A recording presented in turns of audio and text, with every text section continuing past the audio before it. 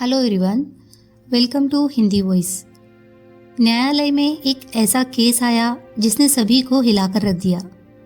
अदालतों में प्रॉपर्टी विवाद व अन्य पारिवारिक विवाद के केस आते ही रहते हैं, मगर ये मामला बहुत ही अलग किस्म का था। एक 65 साल के बुजुर्ग व्यक्ति ने अपने 75 साल के बूढ़े भाई पर केस किया था। केस कुछ यूँ था कि मेरा 75 साल का बड़ा भाई अब बूढ़ा हो चला है, इसीलिए वो खुद अपना ख्याल भी ठीक से नहीं रख सकता, मगर मेरे मना करने पर भी वो हमारी 95 साल की माँ की देखभाल कर रहा है। मैं अभी ठीक हूँ, सक्षम हूँ, इसीलिए अब मुझे माँ की सेवा करने का मौका दिया जाए और माँ को मुझे सौंप दिया जाए। बड़े भाई ने माँ की बहुत सेवा कर ली। न्यायाधीश महोदय का दिमाग घूम गया और केस भी चर्चा में आ गया। न्यायाधीश महोदय ने दोनों भाइयों को समझाने की कोशिश की कि आप लोग 15 दिन बड़ा भाई रख ले और 15 दिन छोटा भाई रख ले, मगर कोई टस से मस नहीं हुआ। बड़े भाई का कहना था कि मैं अपने धरती के स्वर्ग को खुद से दूर क्यों होने दूं? अगर माँ कह दे कि उसको मेरे पास कोई परेशानी है या मैं उसकी देखभाल ठीक से नहीं करता, तो अवश्य आप माँ को छोटे भाई के यहाँ भेज दो।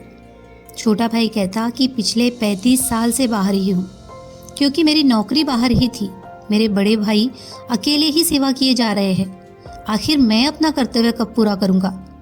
जबकि आज मैं स्थायी हूँ, बेटा बहू सब है, तो माँ भी चाहिए। हैरान परेशान न्यायाधीश महोदय ने हर संभव सभी प्रयास कर लिए, मगर कोई समाधान नहीं निकला। जज महोदय को एक उपाय सूझा, क्यों न माँ जी की राय ली जाए। आखिर उन्होंने माँ की राय जानने के लिए उसको बुलवाया और पूछा कि किसके साथ रहना चाहती है। माँ बहुत ही कमज़ोर, कुल 35-40 किलो की बेहद कमज़ोर सी औरत थी। उसने दुखी दिल से कहा कि मेरे लिए तो दोनों संतान बराबर है, मैं किसी एक के पक्ष में फैसला सुनाकर दूसरे का दिल नहीं दुखा सकती। आप न्यायाधीश है, निर्णय करना आपका काम है, जो आपका निर्णय होगा मैं उसको ही मान लूँगी।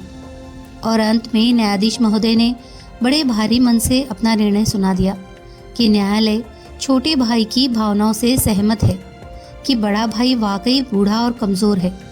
ऐसे में माँ की सेवा की जिम्मेदारी छोटे भाई को दी जाती है। फैसला सुनकर बड़े भाई ने छोटे को गले लगाकर रोने लगा। इतना सुंदर व सुखद दृश्य देखकर अदालत में मौजूद न्यायाधीश समेत सभी लोगों के आंसू छलक पड़े। कहने का तात्पर्य यह है कि अगर भाई बहनों में वाद विवाद हो तो इस तरह का हो। ये क्या बात है कि माँ तेरी है कि लड़ाई हो और पता चले कि माता पिता ओल्ड एज होम में रह रहे हैं। ये पाप है। धन दौलत गाड़ी बंगला सब होकर भी यदि माँ बाप सुखी नहीं तो आपकी दौलत कमाने का भी कोई फायदा नहीं।